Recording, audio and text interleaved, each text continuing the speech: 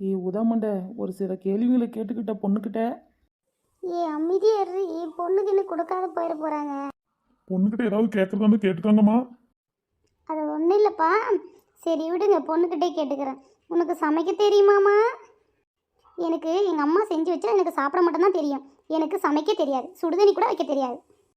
வாயை மூடு ஊதாமண்டை, ஈகி தூந்து போது உள்ளார. சரிம்மா, சமைக்கத்தான் தெரியாது, வீட்டில் மற்ற வேலையெல்லாம் செய்ய தெரியுமா? வேணாமாக்கா, அழகு எது சொல்லாதே தங்கம்.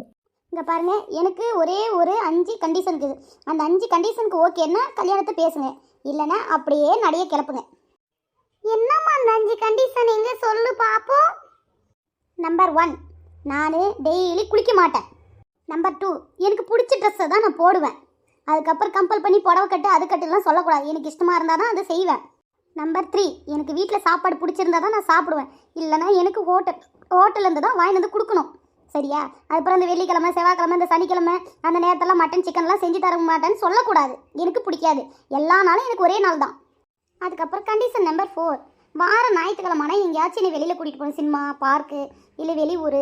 ஆனால் எங்கேயுமே கோயிலுங்களுக்கெல்லாம் எங்கேயும் கூட்டிகிட்டு போகக்கூடாது, நான் வரமாட்டேன். சரிங்களா?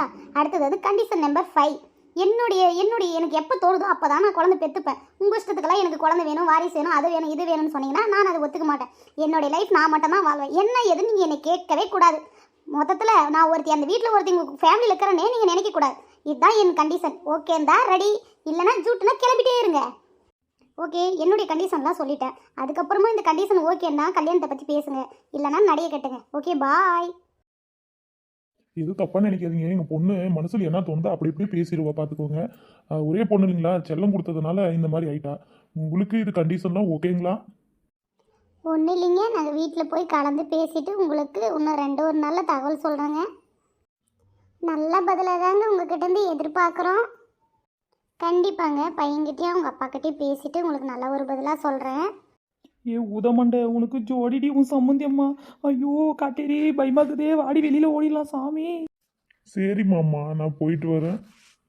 என்னப்பா உங்க அம்மா கலந்து பேசிட்டு முடிவு பண்றேன்னு சொல்றாங்க, நீங்க அதுக்குள்ளே நீ மாமான்னு கூப்பிடுறீங்க? மாமா, கட்டணா உங்க பொண்ணை தான் கல்யாணம் பண்ணின்னு நான் ஃபிக்ஸ் ஆயிட்டேன். அதனால என்ன தடுத்தாலும் என்ன பொய்யிலே வந்தாலும் உங்க பொண்ணை தான் நான் கல்யாணம் பண்ணிப்பேன். ஓகே மாமா, நான் போயிட்டு வரேன். என்னடது, நம்ம பொண்ணு சொன்ன கண்டிஷனுக்கு மாப்பிள்ள ஓகேன்னு சொல்லிட்டாங்களா? ஐயோ கடவுளே, எனக்கு தலை சுத்துதே.